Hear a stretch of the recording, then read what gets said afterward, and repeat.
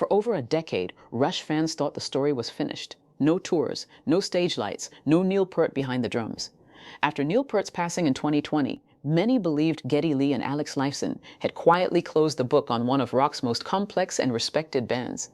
Rush wasn't just music, it was precision, storytelling, and one of the most technically demanding drum legacies in rock history. So when rumors started spreading that Rush might return, most fans didn't believe it. But something unexpected was already happening behind the scenes. A name started circulating in musician circles, Anika Nilles. At first, she didn't look like the obvious choice. She wasn't part of Rush's original world. She didn't grow up as a Rush fan, and she wasn't trying to copy Neil Peart note for note either. But what she did have was something that immediately caught attention in elite music spaces, an ability to make extremely complex rhythms feel effortless, musical, and alive. Her drumming style is built on precision fusion technique, layered ghost notes, shifting subdivisions, and groove patterns that bend around time signatures instead of forcing them. In simple terms, she doesn't just play beats, she reshapes them while staying perfectly locked in. That alone made her stand out in a world where most drummers are judged on speed or power. But the real turning point didn't happen on stage. It happened in rehearsal rooms with Geddy Lee and Alex Lifeson. According to multiple interviews and reports from those close to the sessions, the first rehearsals weren't smooth. There was hesitation, timing didn't fully click, and for a moment, even the idea of continuing with her was uncertain. For a band like Rush, that's serious. Their music depends on tight chemistry. Every hit, every pause, every shift in rhythm has meaning. But something changed during those early sessions. Geddy and Alex began focusing less on whether she played like Neil Peart, and more on whether she could understand the music the way Rush always intended it to feel. And slowly, that's where Anika started to shift the room. By the fifth day of rehearsals, something clicked. The same drummer they were unsure about suddenly began locking into the band's language with more clarity, more control, and more sensitivity to Rush's signature dynamic flow. And that's when Geddy Lee and Alex Lifeson realized something important. This wasn't about replacing Neil Peart. It was about finding someone who could carry the complexity forward without turning it into imitation. And that realization would change everything about Rush's return. But the biggest test was still ahead, and the world had no idea what was coming next. And Anika Nilles' first step deeper into Rush's rehearsal process, nothing was guaranteed. This wasn't a casual jam session. It was a band whose catalog includes some of the most technically demanding rock compositions ever written. Songs like Tom Sawyer, YYZ, and La Villa Strangiato. Every measure is layered, precise, and unforgiving. According to interviews with Alex Lifeson, the early rehearsals were uncomfortable at times. He admitted that adapting to a new drummer after Neil Peart was emotionally and musically difficult. There were moments where things didn't feel aligned, and the chemistry wasn't automatic.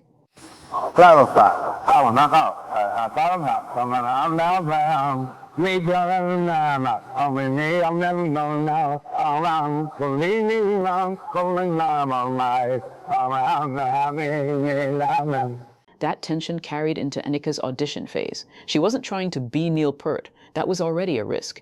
Rush fans would never accept a copy. But at the same time, changing the DNA of the band's rhythm section was equally dangerous, so she took a different approach. Instead of focusing on exact replication, she studied the structure behind Rush's music, the way the drums interact with bass movement, how accents shape melody, and how silence is used as part of rhythm itself. During one key rehearsal, she reinterpreted a complex passage rather than repeating it exactly as written. That moment caused a pause in the room, not because it was wrong, but because it was unexpected. Geddy Lee reportedly leaned into the moment, listening more carefully than reacting. For him, the bass and drums have always been deeply connected, almost like one instrument split into two voices. And what he heard wasn't imitation, it was interpretation. Still, not everything went smoothly. There were doubts, there were resets. At one point, the band even reconsidered whether continuing in this direction made sense. The emotional weight of replacing a legendary drummer was heavier than expected, but something kept pulling them back. Every time Anika adjusted, she didn't simplify the music, she translated it. She preserved the complexity, but made it feel human again. Less mechanical, more expressive, but still precise enough to hold Rush's identity together. That balance is extremely rare, and it started shifting the atmosphere in the room. By the end of this phase, Geddy and Alex weren't just evaluating a drummer anymore. They were rethinking what Rush could even become in a post-Neil Peart era. And that question would lead them straight into the most defining moment of all, the breakthrough rehearsal that changed everything. There's a point in every major musical collaboration where things either fall apart or lock in so perfectly that everyone in the room feels it instantly.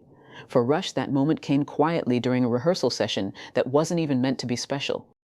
They were running through a set of older material, tight, complex arrangements that normally require full concentration just to survive. Nothing new, nothing experimental, just a test of consistency.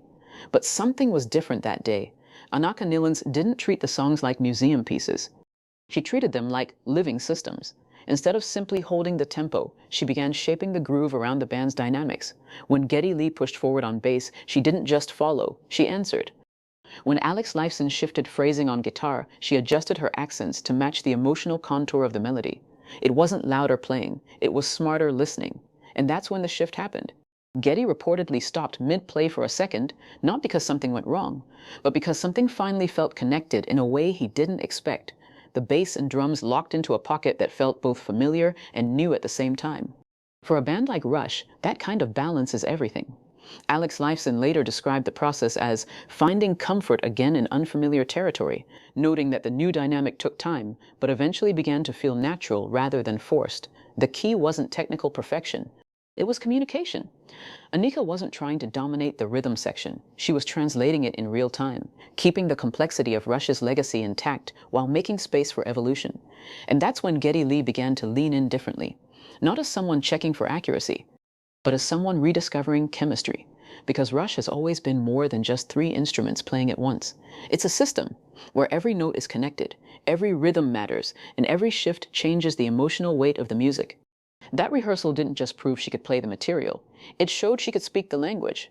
And once that happened, the energy in the room changed completely. There was no longer hesitation, there was flow. But even then, one major question remained unanswered. Could this chemistry survive in front of a live audience that expected perfection? And the answer would be tested in a way none of them fully expected. The stage was next. You can stop, reset, adjust, and try again. But a live stage doesn't give you that luxury.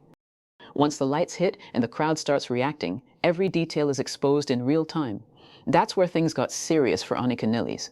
Even though the internal chemistry with Geddy Lee and Alex Lifeson had started to click, the real question was simple. Could it survive in front of thousands of people who associate every note with Neil Peart's legacy? When Rush-related performances moved into a live setting, the pressure wasn't just musical, it was emotional. Fans weren't just listening for accuracy, they were listening for identity. And Anika knew that. Instead of trying to overpower the stage, she approached it with control. Her focus wasn't flashy fills or excessive improvisation. It was precision under restraint, knowing exactly when to hold back and when to push forward. That choice mattered, because Rush's music isn't about constant intensity. It's about contrast, silence against motion, simplicity against complexity. On stage, something subtle began to happen. Geddy Lee's bass lines started to sit differently in the mix, not fighting the drums, but riding them. Alex Lifeson's guitar phrasing stretched more freely, no longer constrained by uncertainty in the rhythm section. The entire sound became more open, and that openness came directly from the drums. Anika's drumming didn't erase the past.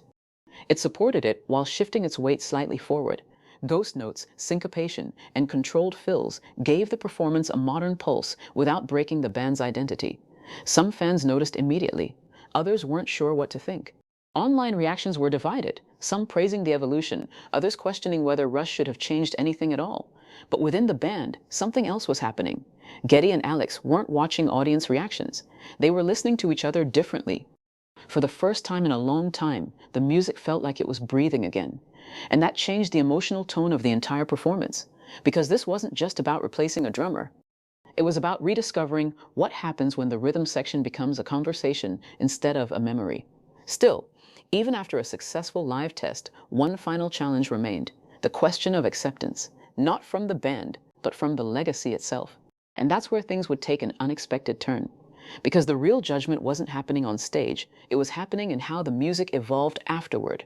After the first live tests, something shifted inside the band that no rehearsal or studio session could have fully prepared them for. It wasn't just that the performances worked. It was that they started to feel right in a new way. For Geddy Lee and Alex Lifeson, acceptance didn't come as a dramatic decision. It came gradually, through repetition, night after night, rehearsal after rehearsal, watching how the music responded to a different kind of drumming energy. Anika Nilles wasn't replacing Neil Peart's legacy. That was never possible. Instead, she was redefining how the rhythm section could function inside Rush's universe without breaking its identity. And that distinction mattered. Geddy, known for his highly melodic bass style that often acts like a second lead instrument, began interacting with the drums more fluidly. Instead of locking into fixed patterns, the bass lines started to breathe, stretching and contracting with the groove, rather than sitting rigidly on top of it. Alex Lifeson noticed it too.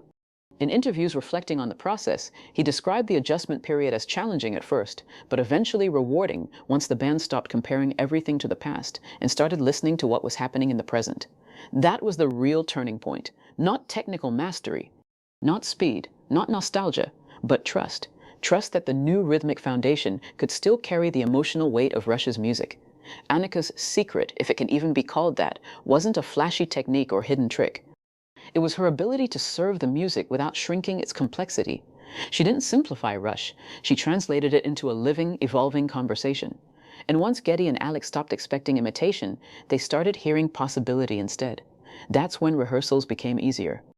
That's when creative ideas started flowing again.